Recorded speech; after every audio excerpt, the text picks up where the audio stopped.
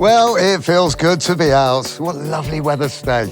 And we're out on the road. We're out on the road because we're podcasting. When we started this podcast, we were waiting to hear about season 4. And of course, that's taken a long time. Season 4 of the TV series. In TV land, there's lots of waiting around. We've made the most of our time though, haven't we? Because we've squeezed out 2 seasons of our podcast. And now we're working on the 3rd one. Yeah, and we're going to keep going, aren't we? Yep, we are, because we're enjoying it. It's fun. We get to meet interesting people. Some cars are good for flipping, some cars aren't so good for flipping. It's amazing, really. I think what I find the most amazing is how many you have to see before you find one that's actually worth doing. And you always fall back in love with cars. Going and looking at cars is a great thing to do. So shall we explain to our podcasting I can see the car. Yes. Which you have covered. Okay, so I've covered the car up because I thought, actually, I should make an effort to do that. I have got a really nice car cover, but I can't find it. And I saw it the other day. Oh, yeah, I know that one. And I thought, oh, there's the car cover. Yeah. Can I find it? Yeah. No, I can't. You've got that vague memory of, like, where you might have been at the time. Yeah. But you can't find you. Yeah, when you forget something, sometimes it's worth going back to where it was when where you were when you thought about it, because that sometimes jogs your mind. But if only I could remember that. Is this a senior moment going on, I don't know. I think I've always been like it. So this car. So I've covered it up with. Let's set the scene. I've covered it up with a ragtag. Those are dust sheets. Of dust sheets. Very, very well used dust sheets, which I've been using for the last 8 years. So this car is, these cars are close to my heart because they are work wagons, not wagons, but wagons, and that's just, it's not German, man, is it? they completely fulfill their purpose. I love them. It's really, I mean, everyone's going to think it's really boring, but I've got a thing about them. And I think there's something about their longevity, their service. They are... From what you're saying at the moment, I should be able to work out what it is. Okay, so because you're giving away quite a lot by telling it something close to your heart. It's a work horse, not wagon. Yeah. So it's not German. Because initially, I can see... I've left a little bit out here. But there's a touch of ankle showing, isn't there? So I can see... with the touch of ankle, I can see we're looking at a dark grey-blue car, which is only a very small bit of ankle. Can I just point out to everyone listening that covering cars up with dust sheets in this beautiful weather, you can see through them. I can see through it, but it is quite tricky. And I'm going to hold back from jumping straight into a guess, because I'm going to tell you what I think it looks like. Okay. In front of me, I have what looks like a medium-large estate car with roof bars as well, which is a look I like. Yeah. A bit more shoot and brake. Yeah, it's purposeful, isn't it? Tiny bit of ankle showing, so I can see the colour. See, if you were up on your wheel designs, you'd know what that was straight away, wouldn't you? Yeah, as you can tell, I'm not. No, I can't. I can see it's got alloy wheels. Yes. I can see there's spoked alloy wheels with a sort of like twin spoke in one spoke. That describes it beautifully. I think everyone will get it from that. You can see what I'm talking about. It looks like one spoke is split into 2 with a bit in the end, with a hole in the end where the air is probably drawn in by the rotating wheel. Oh, I like that. That's a purposeful thing, isn't it? Yeah. To cool the brakes, you mean? Shall we whack it off? Shall we get the cover off? Oh, well, hold on. Because I don't actually know what it is. Can you see the badge through the front? Well, I can now, yeah. Now I'm walking around to the front of the car. I can't see the badge. Can you see and what that is? I'm looking at it like square on from the front. Great in this light. But look, that shape. Great.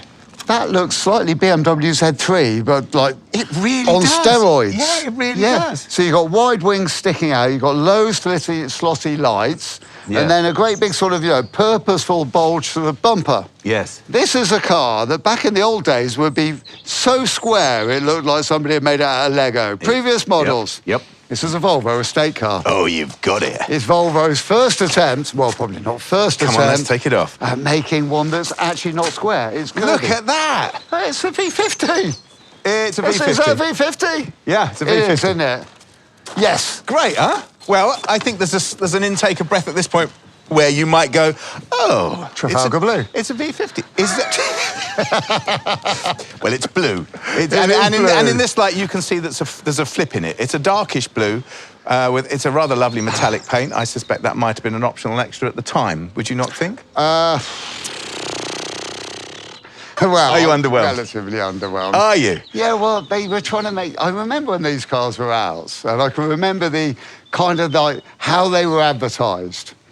Because all previous Volvos were aimed at, like, you know, antique dealers. Bizarrely, the person who owns this used to have the big square on the 90, you know, the big straight six, beautiful thing, and they were antique dealers. Oh, well, there you go. Yeah. Standard. That's weird, yeah. So they carried on going down the same path. Because you can get the tables in the back. The antiques tables, when you put the... Well, these had a pretty big load-carrying area, a 5-seater. Not the same, though, but yeah. No, it's not. No. Didn't these, were they trying to aim at the sort of more, the younger affluence couple? Well, I think it was the tie-up with Ford, because I think Ford owned Volvo at the time, and I think underneath this is a Focus. Really? Yeah, actually, I know it is, yeah. Is it? Yeah. Right, OK. So what engine's in it, then? This is a 2-litre, he says, uncertainly. And that's or it might be a 1.8. No, it's a 2.4. 2.4, so that'd be the 5-cylinder petrol then. Yeah. Oh, well, I didn't realise this was a 2.4. little car. Well, it's not. I just drove it here. That's what made me say it was a 1.8. Oh. Wow, 2.4, 5-cylinder, that's classy. Well, that is classy, but class is only class if it works. Yeah, well, it must work. I mean, it's been a long way, this car. Yeah. Shall I tell you the history of this car? Please do, yes. So this car was bought for my wife's parents, and we bought it. It had been a fleet car. It had been used, and it was very cheap in actual fact. It'd done quite a lot of miles, and it had bizarrely, it had receipts for everything because it was a fleet car and was used for the executive of this firm. She had everything done to it. It had new brakes, new this, new that. It was absolutely as you would want it to be, and we bought it for next to nothing. And I think it was 3 or 2.5, I think, when we bought it, which was 7 years ago. £2,500. Yeah. And it has had nothing done to it. Since? Yeah. Yeah, right. And it has been brilliant. OK, because I have just walked past and I've clocked a few things which set a few alarm bells ringing. If it was something we were thinking about buying. Yeah. Because I do know that these cars have problems. Do they? So there were a fair few callbacks. Yeah. On them. Yeah. To do with air conditioning systems. Was there? Brakes and suspension components. Really? Yeah. Well, that's interesting. Yeah, OK, we'll tell you about that in a minute. Go on. And as I walk past, then I look at serviceable items. Yeah. And I can see that even though the brake discs are still in good serviceable condition, they are showing signs of approaching the end of their life. Well, they've been on there a very long time. Exactly, you can see. Yeah. I mean, that's testament to a good car as well. You know, it's the sort of car that you still feel safe in. It doesn't feel like it's going baggy. Yeah. You know, if things start to feel like they're going slightly awry, then you get them fixed. What was the suspension thing then? I think it was linkages. On the front? Yeah, I don't know. I'm just remembering. I was thinking actually something that she has had done. Something clicking, is there? Yeah. Yeah. She hit something and bust the sump. And you know that thing where you... She is in previous owner or she is in mother-in-law? She is in Judy, my mother-in-law. Yeah. And she drove it all the way home, you know, with the telltale drip, and she's parked it in... You can see where it happened. Parked it in, yeah, so I followed it back to see where it... Bit Hansel and Gretel. Yeah, so she parked it in the car park, went to get her shopping, came out, big leak of oil underneath it. They weren't happy. She wasn't happy. No. But something had happened to the front suspension, which had meant that it hadn't worked properly when she'd gone... It was a dip, in actual fact. So I followed it back, the drip, to exactly where it happened. Yeah. And there was a... few scrapes on the road and a bit of sump. Yeah, exactly that. Yeah. But that's interesting. OK, well, maybe we'll pick that up again later. There were a couple of other things that went wrong with them as well. Really? Do you want me to regale you with them now? I definitely think... Because one of them I experienced firsthand. Did you? What was that? So... driving through the Derbyshire Dales. Sounds lovely. It was lovely. You know Kenny Everett? Yes. His remains, ashes were scattered at the top of this particular hill up there, and we were going there. Did you have a big foam pommiard glove? No, should have done, brotherly love and all of that. Should have done, it would have been lovely. We were going up there for New Year, as it turns out. We were going to go and see Kenny at the same time. Yeah, nice. And, but we all came loose. Oh, that's not good, is it? Yeah, no, it's not good. But is that the car's fault, or is that the person who did the nuts up fault? Well, I mean, it could have been either, but apparently there's a lot of people that don't do them up quite tight enough on the back end of these cars. Really? Yeah, if you were putting it into the category of somebody not doing it correct, then that box has not been ticked, or has been ticked on a regular basis with this particular car and model. So yeah, so there you go, the back wheels come loose. Oh, so... Seemingly on their own. Wow. I have another story about this. Well, I think I told you about it before, in actual fact. I had a very good friend who used to work... Well, he worked for lots of different companies, actually. Sadly, he's dead now. He's a lovely man. But he had a crash on the M25 in one of these and survived it. And I remember him saying to me, and he had worked around cars all his life, saying to me that I don't think I'd have walked out of it if it hadn't have been that car. In fact, it was a Volvo. Yeah. And I don't know what they did differently or whether they... I remember talking to somebody at Ford when they took Volvo over, and they were absolutely eulogising about the rigs and the amount of stress and structure they can test at Volvo. He said it was so far beyond what we had at the time. They used to use it as their research and development for crashing because they were so far ahead of the game. Ford, fix or repair daily. Volvo, a car that's designed to put your family in. Yeah. That's Will's opinion, everybody who's listening to this. So I thought the game that we could play with this would be... Are we being offered it for sale? So, no, you tell me what the game is. I'll stop jumping in with questions. You tell me. I don't think we necessarily want to buy it, do we? But I think this is an interesting point of case, this car, because we have cars that we look after, and they rely on us looking after them. So my Mini, no one's going to look after my Mini. It's going to be completely uncost-effective to have anyone else do it other than myself. So Judy, who is 80, has this car looked after by her local garage. And what I'm thinking is, I think that's a really useful way, a good way to own a cheap, reliable car. You haven't got to keep buying a car, have you? You haven't got to keep buying the most modern car. If you have a local garage, and they look after her really well, they do everything for her, you can still get bits for this car. I would imagine that will become a problem. It will become obsolete, won't it? Perfect alignment of things. And I think this car is a perfect alignment of things. It's just got enough... It's a mass-produced car. Obviously, all cars are mass-produced. It's a mass-produced car with just enough quality in it to hold on. Whereas a lot of cars aren't. A lot of mass-produced cars don't have the quality to hold on, do they? They are pared down until they get to a version which doesn't really work. That's the truth, isn't it? The expected life expectancy being 10 years. Now, I know they stopped making these in 2012. Did they? And that's 07. So this is quite an old car. You're doing the sums here. I'm doing this. You can tell I'm doing the sums because I'm wiggling my fingers and not talking. I can tell. You're not listening to what I'm saying. What did you say? So, yeah, exactly. So it's quite an old car, isn't it? Yeah, it's quite an old car. 7, 10, that's 3. And then from 10 to 20, that's 10. Yes. And then we're in 5. Yeah. So 3 plus 5 is 8, plus 18, 10. 18. 18 years old. Yeah. It's good. 18 and years old, that's a good we're car. mathematical geniuses. We both came to the same answer. So that must mean that at least one of us is right. But that's interesting, isn't it? Because it doesn't look like an 18-year-old car, does it? No, it doesn't. Actually, it's got a little bit of a timeless design about it, would I say? Well, I mean, it's got Volvo, something about it, hasn't it? Volvo does have that sort of almost timeless because they've always stuck with the same look.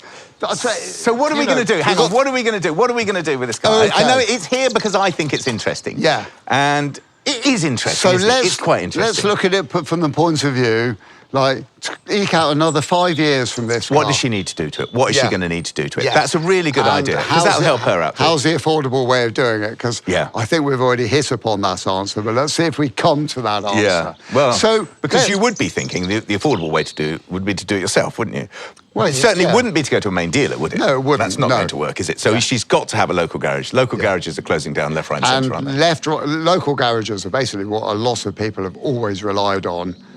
You say they are closing down. That's a real pity because people are throwing so much effort into, I must have a new car and I must have the service manual stamped by the branded garage. And it's a real pity because your local garage is full of local people with really good knowledge. They've been in the game a very long time. We're often trained by by a big establishment in the first place. Yeah. And now they're going out and they've started up their own company. They're employing youngsters, training them.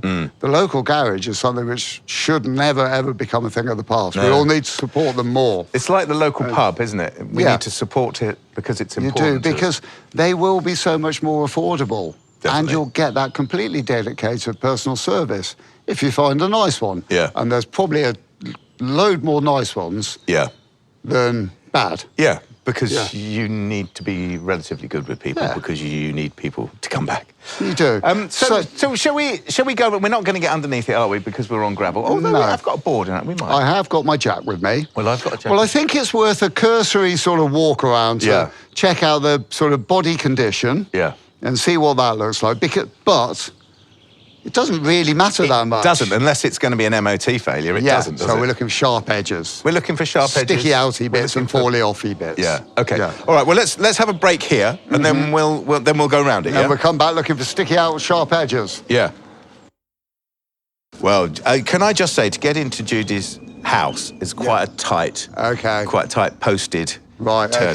Okay. Do those posts move? They do, yeah. Yeah, well, there you go. So, post-moving issues. The other thing that I find with cars when they get to this sort of age is that when bits fall off, they don't tend to get replaced, do they? Well, no, and that's where the towing eye screws in. The little cap that's missing is the towing eye cover. Yeah, and it's got a little retainer on it. Oh, look, someone's broken it. Someone's broken the cover off, haven't they? Probably pulled it off a little bit too enthusiastically. Yeah. And it had a retainer, which wasn't quite short long enough for them to realise that it had a retainer, and it snapped off in their hand. Right, so Will is going down I'm on the passenger near side. Or the passenger side. I'm going to go down the driver's side. There's lots of things. There's like the covers to the inner wheel arch covers. The plastic ones have popped out and not popped in. What you got? Oh, yes, I see a little rivets, a little plastic. It's just a little plastic, or has it bulged out? No, it's a little plastic. It's just not been put back in. It's caught out. It's nothing really, is it? On my side, so I've got a tiny bit of scuffage on the front bumper, which we've already figured out is from moving gate posts. I think that is definitely the gate post. And obviously there's hedgerow involvements as well. Well, you know what? All cars that come from around here, we're in Surrey, but we're out in the sticks a bit, and the roads are narrow, which you don't really think of around here, but they are. Yeah. And cars are big. That's the difference, isn't it? Everyone's got a Discovery or a new Defender. When you're in your Volvo passing a new Defender, and that hedgerow hasn't quite, it's the end of the season, it hasn't been cut yet. There's a lot of Blackthorn can do quite a lot of damage. Well, I was talking to my dad about this because he used to work on one of the farms around here, and he was saying about when he used to cut the hedges. Obviously, you can't do it at the moment because the birds are nesting, but he said you got on it straight after the birds were out because you'd lose 2 foot of road. Yeah. Really quickly, really easily. Yes, it grows a tremendous amount. It does. Yeah. But there's, so the laws are with hedge cutting is you've got to have it all done over the winter period. You can't start until a certain date, and you've got to finish by a certain date, which I'm not going to state now, even though even though you think you can remember. Yeah, I think I can remember, but that's where you go wrong. So, you know what I was saying? I was slightly underwhelmed. This is a slightly boring car. There's nothing on my side. There's nothing of any interest. There's no rust. I'm going to say that down this side, I've got scuff at the front, something along the sill and the bottom of the doors. Ooh. The worst part is this rear corner behind the rear wheel, in the plastic section of the bumper, and on the metal panel just above. It's had a bit of a... Well, that looks like it's been reversed into the bolts of some sort of fence post barrier. Fence post. Yeah, and I know exactly where it is. It's given a pretty good scuff and damage. Yeah. But that doesn't matter because that's not what we're looking at. That is a visible scar. Yeah. There's nothing hanging off and there's no sharp edges. And I don't think she worries about that at all. No, this is not... Can we just say also that she keeps it, and this is the dirtiest I've seen it for a long time, she keeps it pretty clean. It's an 18-year-old car. Yeah, 18-year-old car. She's got a pride in it. It is pretty clean. And it is also pretty straight and pretty tidy. It is, isn't it? Yes. I think she's done a good job with it. Relatively presentable. bizarrely, the toe and eye cover from the back is missing as well. Yeah. I'm going. Okay, so as we're getting into this car, I can see. Well, okay, so we've got a sort of off-white leather interior. Yeah. With a mottled finish. Well, sort of Heidi sort of type finish in the leather. Heidi as in the female shepherdess. As in Heidi and Peter. Yeah. Yeah, with pigtails. Yeah. In leather hide. Yeah, this one's actually really. This one's bizarre because there's one panel on the passenger side which has really gone, isn't it? It's sort of colonised leather, isn't it? Yeah. So I wonder if. Well, I don't know why it's gone particularly on. So yeah, on Gus's seat, the passenger side. The centre of the seat, the very front panel, the bit that you can see when you sat down and you look down between your legs, that last little panel at the base of the seat is, the paint's all just come off, hasn't it? Colonised. This is so typically Volvo. Can we just talk about that? I don't know if anyone who hasn't been in a V50, when I first saw these, the thing that amazed me about them was the sort of flying centre console. Yeah. It makes you want to touch it. I think it's called a flying stack, isn't it? Is it? Yeah, I think so. So you can get your hands all the way around the back. And it's I don't know why, but I find it very appealing. I really like it. My sister drives Volvos, and every time I jump into her car, it's the first thing I spot. There's this arrangement. Yeah. You know? It's very cool. It's super cool, isn't it? It's cool. And it's so like minimalistic as well. Yes. Yeah. So the stack, what's it called? The flying stack? I think it's called a flying stack, yeah. Well, let's call it the flying stack. Yeah, and it's the centre console. And the gear stick's in the very lowest part of it. And this car's an automatic, incidentally. And the flying stack, and you've got 4 round knobs on it, so in the 4 corners, and then a section down through the middle, which looks like a television remote control. It really does. I mean, it looks exactly like a television remote control. Never thought about that. Has been recessed into this sort of like silver. It looks like pressed aluminium. Oh, actually, it's got a dent in it. I wonder if it is pressed aluminium. Pressed aluminium. Yeah, it feels it. Feel the temperature of it. Oh, well, I would have said feels more like sounds like plastic, but it feels like aluminium. You're right. Yeah, well, it's a dent. Oh, well, it must be then. I would say that is pressed aluminium. Oh, and then above the television control, there's 2 digital screens, LCD screens. Yeah. The other one's a CD player. Is it? Yeah. Yeah. You put a CD in there? Well, you wouldn't get anything coming up on that. No, see. Yes, it's like you said, minimalist, isn't it? Yeah. It's got manually operated seats, not electrical seats. Well, I quite like that. Slush finish, soft feel, dash all the way over, which is in a sort of, I would say that's some sort of hide. But I was just going from the Z3 the other day. Hiderette, yeah. When they had that, what did they call it? Ostrich skin. That's that was on like, the leather seats, but... Yeah, but that's what the pattern looks like on this. It does. This is what they called slush moulding, isn't it?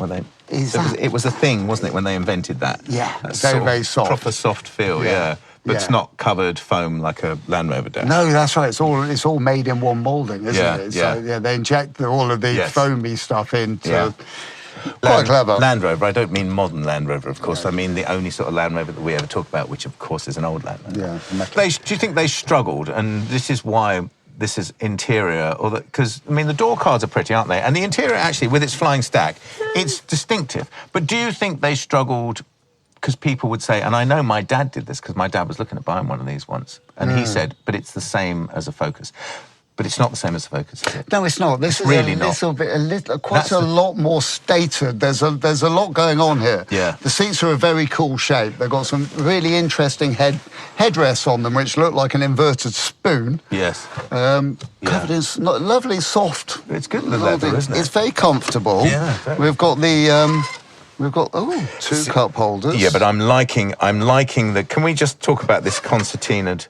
See, although it's I mean, age old, but it's great, isn't it? Well, it's like the desk. It's like the writing desk. The writing desk from the 1800s, isn't it? Yeah. Yeah, with the roller shutter. Maybe they should have made it out of some beautiful nice bit of elm or something. Mahogany. Yeah, mahogany. But let's talk about the door cards. We've got we've got 3. I'm not finding it very exciting. Oh, Let's talk about the door cards. There's Wow, three. those There's are exciting. Three different colours. Three different colours. Look, four different colours. Here, where the tweeter goes in the top of the door. Yeah, there's 4 different colours, 3 different colour leather. Oh, I'm saying leather, but I guess that's plastic. Hard plastic, but the surfaces you touch, the primary surfaces, are leather. And that's a clever touch. And that's the way they've differentiated it, isn't it? Yeah, it's kind of...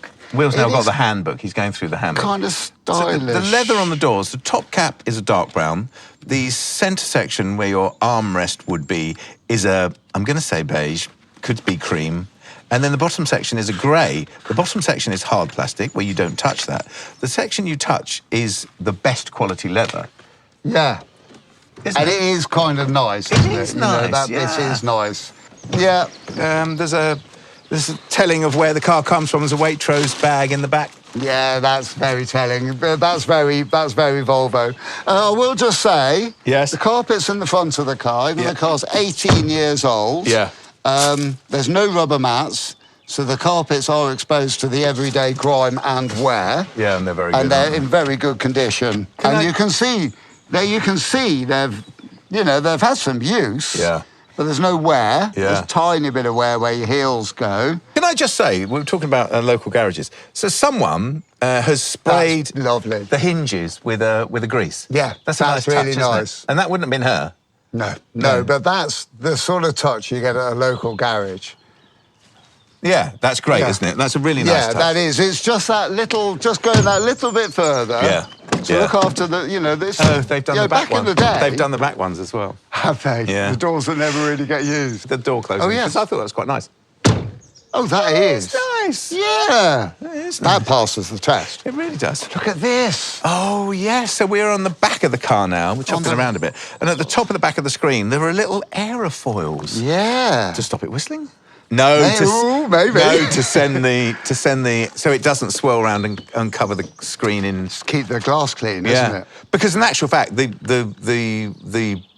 airflow over this comes up from the bottom and round, doesn't it? Which is why it gets covered in muck. Oh, okay. So that's to take it off, isn't it? That's to throw it the other way. Yeah. Do you know the first car to come up with this idea?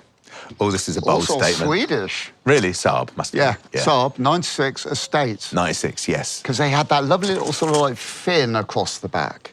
And Which is in that weird for a fin- Swedish car. Why would they have a fin in a Swedish car? I know, that's right, yeah. They're neighbours. They don't live together. There are a lot of Finns drove Swedish cars, didn't they? That was a good joke. But they were big on... you can tell we're dads, can't you? But they were big on wind tunnels, weren't they, Saab? Oh, okay. Which is why they were that shape, isn't it? Yeah. Well, they come from mind. the aeronautical design world, so wind tunnels are right up there. Saab I can't even say Strasser. It's going to have to be some sort of, forestry track or something, isn't it? What's up there, forestry track? Viggen, I'm thinking of, the aircraft, the Saab Viggen. I remember that was the Delta wing thing. I just remember having a model of it when I was a kid. Okay. It's not important. Yeah. I think we should have a little break, and I think we should definitely go underneath this car, because nothing else, everything else in it, for an 18-year-old car, it's standing up. In things, human isn't it? years, it's just getting ready to start university. Yeah. In car years, just getting ready for the just getting its first bus pass. Yeah, true. Right, come on, let's have a break. Let's get the jack and we'll go underneath it. Volvo V50, part 3. In which Gus and Will look underneath the V50 to see whether there is any trouble approaching Judy in her... Well, I think it's worth a check, isn't it? Because I think so, yeah. We do know that there were recalls on these cars, and it was suspension-based issues. That's interesting. I didn't know that at all. Yeah. Now, in our tea break, I could have done a little bit of research to find out what the recalls were and why. But I thought, well, hold on. Let's just go the old-fashioned way. Yeah. And if we just concentrate on one bit of it and say, let's just wiggle the front and see how we get on, Gus. Well, exactly, yeah. Say that the tyres are in good condition. Yeah, I think they're nice. They're really nice. Look at this. What you got? Well, this front strut, that's been replaced quite recently. Yes, no, this is what I was saying, and I wonder if this is what you were talking about, because I'd forgotten about this. Remember I was saying that she knocked the sun power there? Oh, yeah. They said it was something to do with the front suspension. I wonder if a spring had broken and it had dropped at the front. I bet that's what it was. I bet that's what it was. Coil spring, but Pearson Struss arrangement. Which is pretty bulletproof, isn't it? Well, it is, yeah, really? until the spring breaks. Well, yeah, if the spring breaks. And then... But that... Well, I don't know. I suppose that could have been a freak thing, could have been fatigue, could have been anything, couldn't it? It's certainly not going to be because she's rallying it. No, it's not, no. I mean, it takes quite a lot of Sheraton sideboards to overload a Volvo. So, yeah. And so I can see there's actually been a good bit of maintenance done. Yeah. So you remember I sort of said, the brakes are starting to show signs of wear. Yeah, what they feel like. Oh, blimey. Yeah, there's a bit of a ridge in the edge. Yeah, and I think if you put that on at a main dealers, you put that on the gauge on that, you would definitely be replacing those discs. They would be pushing for that. If it's getting close. Yeah. I think that's still within tolerance. I would say but the main so as dealer well. would push for replacement needed. Yeah. There's brand new tyre on it. There's just been changed. You can see the weights are absolutely spotlessly clean. Yeah. It's like those pads are new as well, doesn't it? We've got new pads in there. The discs are worn, but they're not at all scored. No, it's very even, isn't it? This is a used car that's in good nick. Yeah, I think so, yeah. I can't feel any... Just wiggling the front passenger side wheel, just giving it that sideways twist, just see if there's any movements in ball joints or steering rack. And I can't feel any clunks or bumps there. So I'm going to change to up and down and wiggle that way for feeling bottom ball joints and stuff. And that's all very solid. So, well, you know, I'm gonna while you're down there, I'm gonna look for the release the bonnet, and we can have a look under there, can't we? There's not a lot you can see under the car. It's the sort of that generation of car that covers everything up, isn't it? They have got plastic covers all the way over. A lot of plastic panels under there. There is a little bit of oil coming out of the... now this is the game. So I'm looking for the... Oh, where is it? Is it? No, that's just the steering wheel. Just the steering wheels. I'm looking for the bonnet pull. That's right. The age-old 10, game. 9, 8. Oh, Gus is moving faster. Where is it? 7, 6, 5, 4, 3, 2. Well, I just can't see it. That's 1 brilliant. 3/4. So where will it be? 1 11/16. Okay, so it's not under the passenger side. 1 5/8. I think I've had this before with this car. 1 9/16. 1 1/2. Interesting. 1 7/16. I'm not bowing to his pressure, but it's got to be... Justin's ignoring me. To be honest, I don't blame him. Okay, I got it. I was only doing that to prove that I could count backwards in fractions anyway. Right up underneath the accelerator pedal. Is that where it was? Yeah. I do remember struggling. Oh, there's a lot of pollen in it. Oh, that looks classy. It does actually look quite nice under there.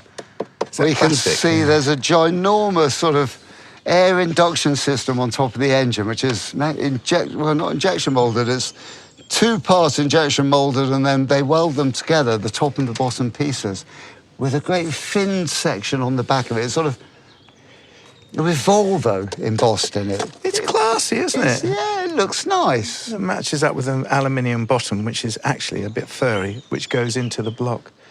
Yeah. Well, into the head, rather. But it's a like you say, 1, 2, 3, 4, 5. It's the 5-cylinder engine. Yeah. That's a classy engine. Yeah, it is, yeah. Yeah, 2.4, wasn't it? Petroleum. Yeah. I can't see any turbo. There's a lot of oil. Naturally aspirated. That might explain its sort of slight lacklustre, because this is absolutely everything getting a turbo just for the sake of it. Yeah. There's a lot of oil, so there's a lot of connections here, which I would say What's that? I don't know. They're put my glasses on. They're not. I think it's just coming from the strut, from the bonnet strut. Oh, the is leaking. gas strut. Yeah, gas strut is an oil strut. It's deceased. But it's still holding it up. Hold on. There it is. Oh, yeah, no, that's actually doing it quite actively, but... Do you think maybe someone sprayed that with oil as a maintenance thing? Well, there's a lot of it. There's a lot of it, and it's at the top and at the bottom, which is a bit weird, isn't it? And it gives the impression that something's leaking, and there's an earth terminal on the top of the suspension turret, and there's a lot of they're wires, but actually they look like cable junk. They look like yeah, they do. brake line connectors, don't they? But they're not. You can, gives you a good sense of, looking at it from an engineer's point of view. You sort of look under there and go, yeah, nice. That's got a bit of something going on. Yeah, exactly. Which means they could have made these wings probably out of plastic. Yeah. But it doesn't really seem to matter because they're not rusting. I always think that, if you could make it out of plastic, why wouldn't you? Well, why not? It's not going to rust. But it's not rusting, is it? No, it's not. I mean, it's an 18-year-old car and there's not a drop of rust on it. And there's some damage, but there's still not a drop of rust on it. No, there's none. Which is quite amazing. Pretty good going, isn't it? You think of those read those 70s motor magazines or whatever. Yeah, motor, I suppose they were. And they do a 6-month test on a Marina or whatever. They talk about rust. They talk about rust already. Yeah. That's crazy. Yeah. So Sweden, they, this is a cold country. Lots of snow on the roads. But they don't use salt, do they? You were coming to the same thing. Exactly what I was going to say, yeah. But they've actually managed to design a car which comes to a warmer climate European country where they use tons of salt. Yeah, default salt, the UK. Yeah. And then they've made the car last. Yeah. Well done. Well done, them. Yeah, well done, them. And thank you, them. Yeah. So, on the surface of it, when it was unveiled, it was slightly lackluster, wasn't it? It's a Volvo V50. But in actual fact, it's great, isn't it? Well, I mean, I still feel a little bit of that because... A little bit of which? Underwhelmed? Well, just slightly underwhelmed. Because it's so good. But then stand back and look at the car. Look at this front end now. Yeah. That's a powerful, strong look. It is. It's a good-looking car. Why did we all pick on them so much? Well, I never did. But this line here, there was was it the Subaru Outback, of this legacy Outback of this sort of time, had a great-looking front. And I suspect that you probably can't do that anymore for... Oh, yeah, because it's got too many sticky out cornery bits. I think it probably has. And you might hurt somebody when you bump them. And, let's look after our fellow brothers and sisters and not break them when we crash into them. Yeah, good idea. Softening off edges is probably a good thing. So what do we think as a conclusion for Judy's car? Why are we looking at it? It's we're looking at it because she's going to keep it. She's not going to get rid of it. And we were looking at maybe what she would have to do to it. Well, nothing. Keep driving it. Yeah, exactly. Keep driving it. So in one sense, it being a boring car is working brilliantly in her favour, isn't it? It is. Yeah. It is. Boring is good. Yeah, exactly. Yeah, well, that's where I was getting to with it. I think it's great. I would have had one at one point. It's a bit long in the tooth for me now, but... My friend Gavin would have had one. Oh, no, he has. He's got loads of them. Oh, well, there we go. And it was one of Gavin's cars that the wheel came loose on. Oh, well. And I broke my brand new ratchet. Did you? Tightening up his wheel nut for him. Oh, so you didn't have a swing bar? No, I didn't. Yeah. It was just a 3/8 ratchet.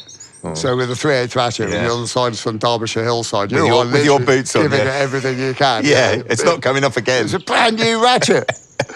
Yeah, well, I hope he paid for it. I bet he didn't. No, he didn't. And I still don't have. You know that set of mine. You know the orange set, the one that's got a black plastic ratchet in there. Yeah. Yeah. Well, that's the one that should have been the correct ratchet. Ah, okay. Yeah. So as a conclusion, we are going to say, well done, Volvo, aren't we? Yeah, well done, Volvo. Brilliant. If we were looking at it to be a flipping bangers car, then it would be a great little car to buy and own and try to do up and sell on.